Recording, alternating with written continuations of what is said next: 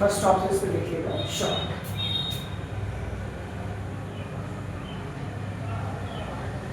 Short का काम तो आप लोग जानते होंगे करीब करीब। शॉर्ट का यूज आप लोग एमएस वर्ड से करते हुए आ रहे हैं। शॉर्ट का काम क्या था? रिकॉर्ड को असेंडिंग और डिसेंडिंग ऑर्डर्स में अरेंज करना। यहाँ लिखिएगा, शॉर्ट ऑप्शन लिखने के बाद लिखिए वर्कशीट के डाटाबेस, वर्कशीट के डाटाबेस के रिकॉर्ड, वर्कशीट के डाटाबेस के रिकॉर्ड, वर्कशीट के डाटाबेस के रिकॉर्ड्स को असेंडिंग और डिसेंडिंग ऑर्डर्स में, असेंडिंग और डिसेंडिंग ऑर्डर्स में अरेंज करने के लिए, असेंडिंग और डिसेंडिंग ऑर्डर्स में अरेंज करने के लिए इस विकल्प का उपयोग किया जाता है। असेंडिंग और डिसेंडिंग ऑर्डर्स में अरेंज करने के लिए इस विकल्प का उपयोग किया जाता है। इसके लिए हमें करना क्या? शॉर्ट करने के लिए सबसे पहले हमें अपनी वर्कशीट के समस्त रिकॉर्ड को सेलेक्ट करना होगा। सेलेक्ट डाटा, फिर यहां से जो है डाटा टाइप,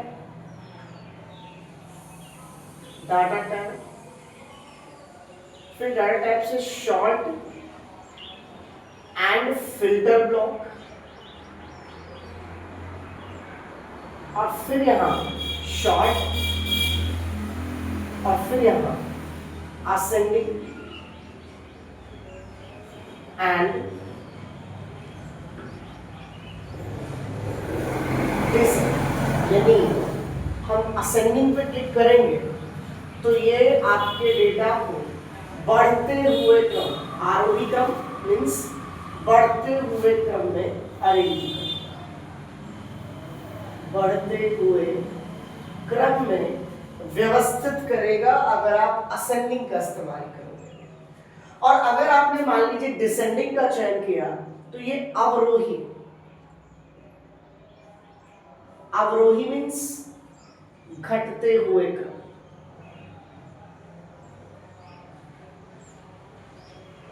घटते हुए क्रम में व्यवस्थित करने का काम कौन करेगा? डिसेंडिंग। यानी आपने अगर कोई डेटाबेस बनाया, जैसे मार्कशीट्स आप बनाए हो, या सैलरी चार्ट आप लोग बनाए हो, या एक्सेल में किसी भी प्रकार का आपने रिकॉर्ड बनाया है, अगर उस रिकॉर्ड को हमें अपने तरीके से व्यवस्थित करना है, उसको घटते हुए क्रम में या बढ़ते हुए क्रम में हमें व्यवस्थित करना, तो किसका इस्तेमाल करेंगे? शॉर्ट का यूज करके हम ऐसा कर सकते हैं। तो ये हो गया आपका फर्स्ट ऑप्शन इस ब्लॉक का, और इसके माध्यम से आप ये जान गए। ऐसा भी हो सकता है कि आप अल्फाबेटिकल, मतलब आप अगर चाहें तो अल्फाबेटिकली डेटा को अरेंज कर सकते हैं। मतलब अगर आपको लगे तो अल्फाबेटिकल कंडीशंस में भी डेटा अरेंज हो सकता है। जैसे मान के चलिए, जब आप मान लीजिए स्टूडेंट नेम के हिसाब से व्यवस्थित करना चाहते हैं, तो जब अल्फाबेटिक आपने नाम को चुना, तो आपने नाम, मान लीजिए आपने सबसे पहले कोई एम नाम का है, उसके बाद कोई एम नाम का है, कोई ए नाम का है, कोई जो है बी नाम का है। अब आप चाहते हो कि क्रम अव्यवस्थित है, तो आपने जहां स्टूडेंट नेम या जो एम्प्लॉय नेम फिल किया है उसको क्या करिए? सेलेक्ट कर लीजिए, और उसी को चुन के क्या कर दीजिए? असेंडिंग। अगर असेंडिंग करें तो क्या हो जाएगा? पहले ए, फिर बी, ठीक, फिर एम, फिर एम, ऐसे हो जाएगा। मतलब आप अल्फाबेटिकल कंडीशंस का भी सेटअप कर सकते हो, यानी अगर आपके रिकॉर्ड अल्फाबेट्स में है तो उनका भी सेटअप हो सकता है, या आपने जाकर के जहां आपने टोटल निकाला हुआ है वहां का व्यवस्था देखना चाहते हो कि जो सबसे पहले जिसका ज्यादा नंबर हो वो सबसे पहले आए, या आपने कहा सबसे कम नंबर जिसका है पहले वो आए, फिर उससे जिसका ज्यादा है वो आए, फिर ज्यादा है वो आए, ऐसे करके मतलब आप चाहे नंबर स्पेस को लगाना चाहें और चाहे आप इसे अल्फाबेट पर लगाना चाहें, दोनों पे ये कार्य हो सकता है। आप वर्कशीट के डाटाबेस के रिकॉर्ड्स को अपने तरीके से अरेंज कर सकते हैं। यानी आप रिकॉर्ड्स को आरोही यानी बढ़ते हुए क्रम और अवरोही यानी घटते हुए क्रम में अरेंज कर सकते हैं। समझ आइए? बिल्कुल। अगर आपसे पूछा जाए कि सॉर्ट का इस्तेमाल एक्सेल में किस काम के लिए होता है तो आप क्या बताएंगे? अगर आपसे ये पूछा जाए कि एक्सेल में शॉर्ट का यूज क्या है तो क्या इसका आंसर होगा? आचल क्या होगा इसका आंसर अगर पूछा जाए शॉर्ट का यूज क्या है?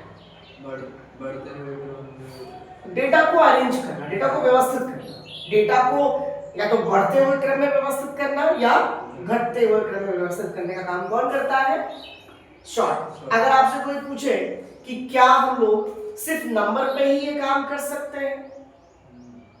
दोनों पे कर सकते हैं। अगर हमें अल्फाबेटिकल डेटा को अरेंज करना है तो हम अल्फाबेटिकल रिकॉर्ड्स को भी अरेंज कर सकते हैं, और अगर हमें न्यूमेरिकल वैल्यूज पे अरेंजमेंट करना हो तो हम उसको भी कर सकते हैं। अच्छे से जानते हैं क्या?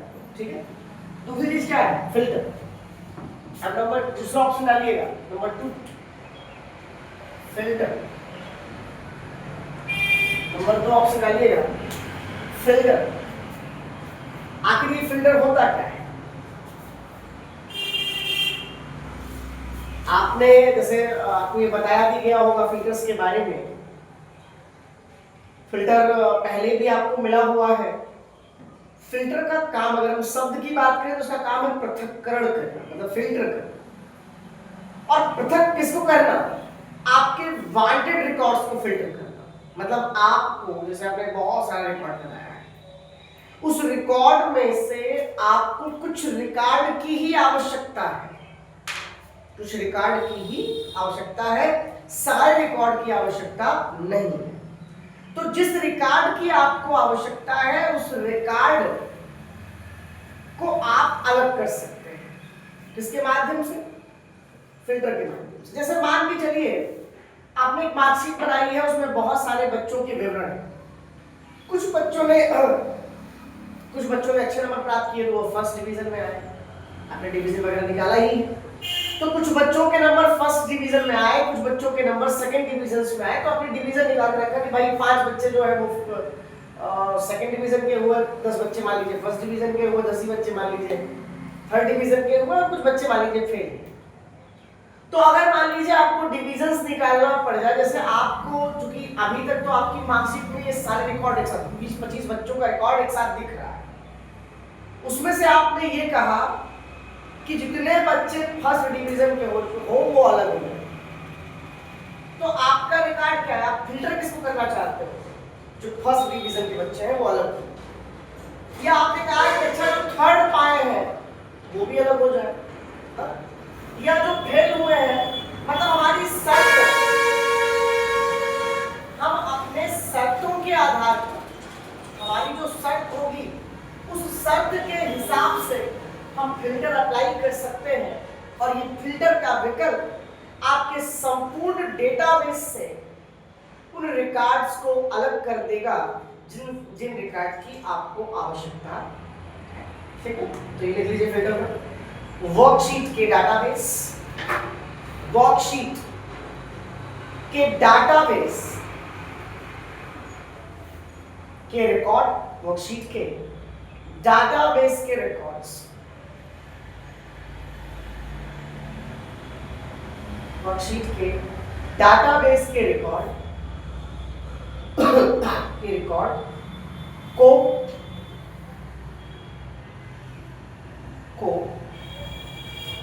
फिल्टर करने के लिए इस विकल्प का उपयोग किया जाता है। इसके लिए हमें करना क्या होगा? हमें डाटा टैब पे आना होगा,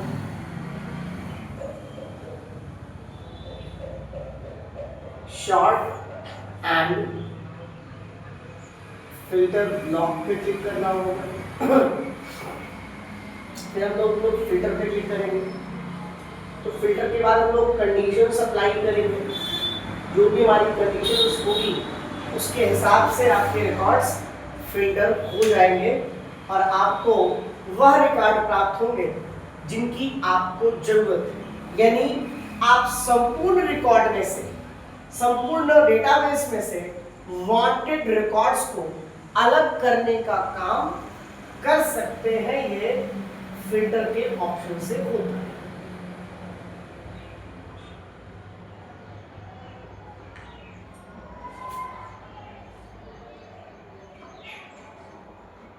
समझिए? अब इसी में कुछ ऑप्शंस और मिलते हैं। थर्ड ऑप्शन मिलता है क्लियर। थर्ड ऑप्शन मिलता है क्लियर। ये क्लियर करता है क्या है इस ब्लॉक में? इसमें देखिएगा फिल्टर को क्लियर करने के लिए, मतलब जो हम फिल्टर लगाते हैं उसको रिमूव करता है। फिल्टर्स को रिमूव करने के लिए, फिल्टर्स को रिमूव करने के लिए, लिखिएगा उसको क्लियर में लिखिएगा, फिल्टर्स को रिमूव करने का कार्य, फिल्टर्स को रिमूव करने का कार्य इस विकल्प के माध्यम से किया जाता है। फिल्टर को रिमूव करने का कार्य इस विकल्प के माध्यम से किया जाता है।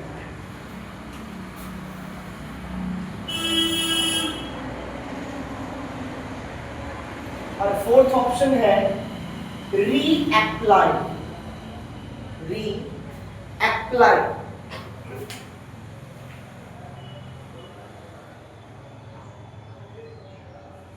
रीअप्लाई इसमें लिखिए फिल्टर्स को पुनः अप्लाई करने का कार्य, फिल्टर्स को पुनः अप्लाई करने का कार्य, फिल्टर्स को पुनः अप्लाई करने का कार्य, फिल्टर्स को पुनः अप्लाई करने का कार्य इस विकल्प के माध्यम से किया जाता है।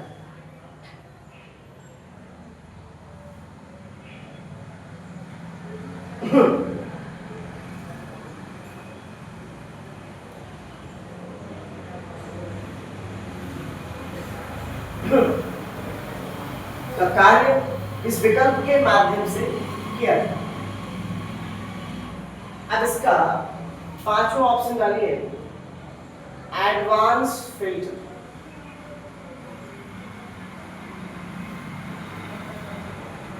एडवांस फिल्टर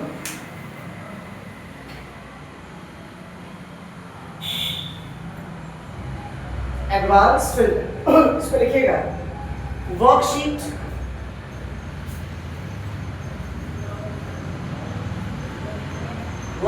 के रिकॉर्ड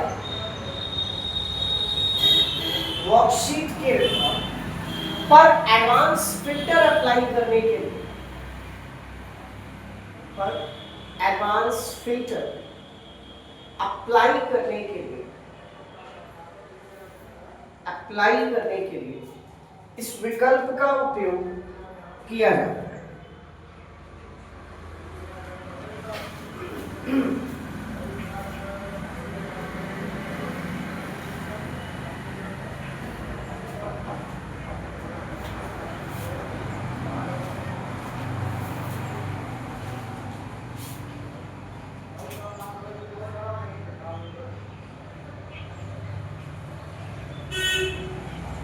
अब डालिए data tools block.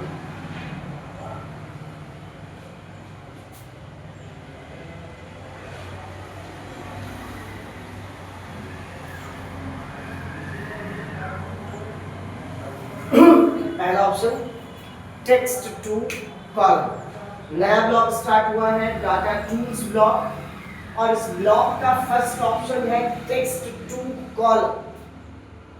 Text to column इसमें लिखिए वर्कशीट के सेलेक्ट किए गए रिकॉर्ड, वर्कशीट के सेलेक्ट किए गए रिकॉर्ड को किसी अन्य कॉलम में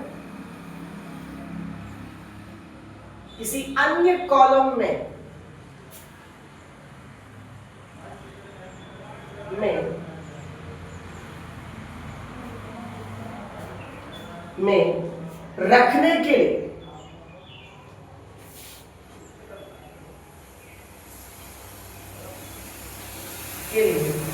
इस विकल्प का उपयोग किया जाता है।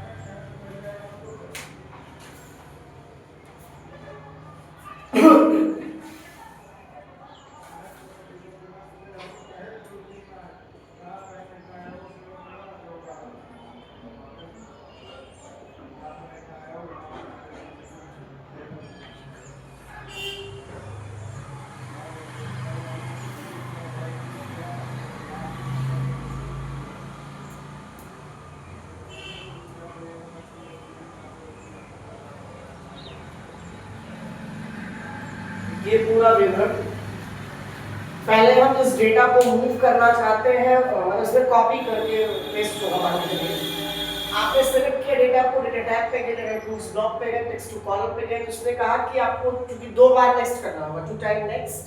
फिर आपसे पूछेगा डेस्टिनेशंस, मतलब आपको लेकर के जाना कहाँ है, तो जिस कॉलम में लेकर के जाना हो वो कॉलम संख्या बता दीजिएगा कि हम यहाँ पे जाते हैं कि H5 H6 मतलब कहीं जहां लेके जाना है वो बताइए, और जैसे ही फिनिश करोगे तो आप पाएंगे कि आपके जो रिकॉर्ड है वो एक नए स्थान पे जाकर के स्टोर हो,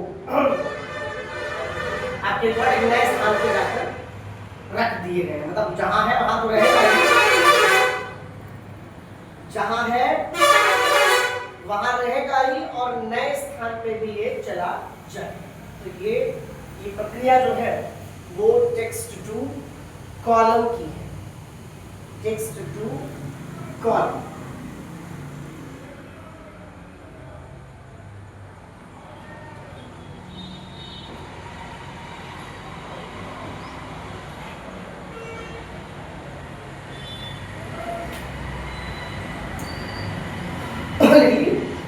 अब अगला विकल्प आता है और अगला विकल्प रिमूव डुप्लीकेट।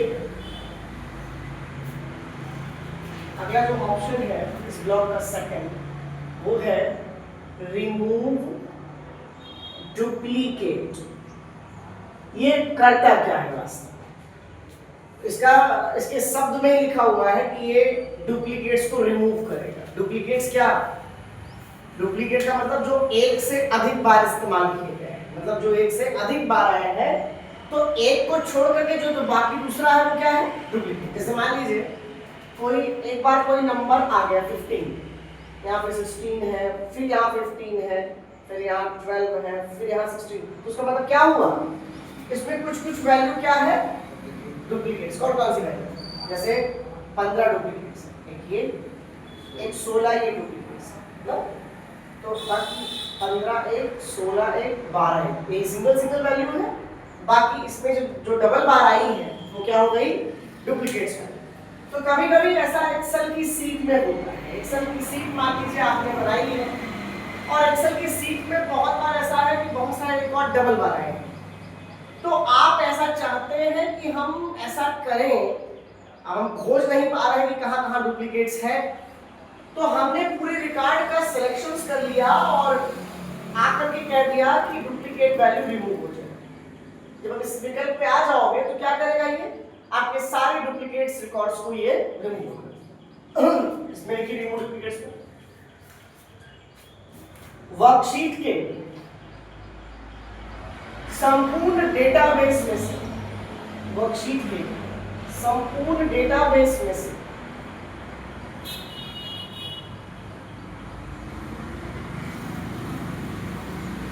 वर्कशीट के संपूर्ण डेटाबेस में से डुप्लीकेट वैल्यूज को रिमूव करने के लिए, डुप्लीकेट वैल्यूज को रिमूव करने के लिए इस विकल्प का उपयोग किया जाता है।